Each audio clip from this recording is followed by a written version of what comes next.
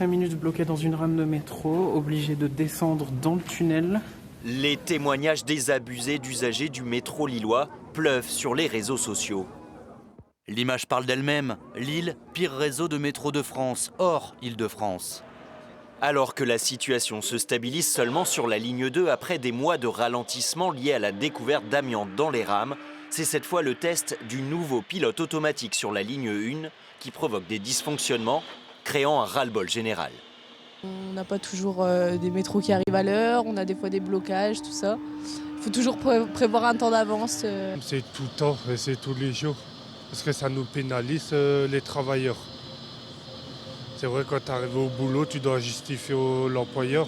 Je trouve que l'abonnement est quand même assez cher et finalement le service qui est associé n'est pas toujours suffisant. Et si des bus relais sont fréquemment mis en place lors de pannes prolongées, ils sont vite bondés.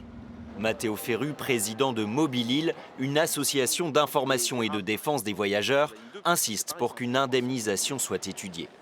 Chaque année, Keolis verse plusieurs millions d'euros à la MEL de pénalités pour des choses qui ne sont pas respectées. Il n'y a pas eu de service nominal respecté, donc il va y avoir des pénalités. Moi, je pense que ces pénalités, cette année, elles vont être d'un niveau record.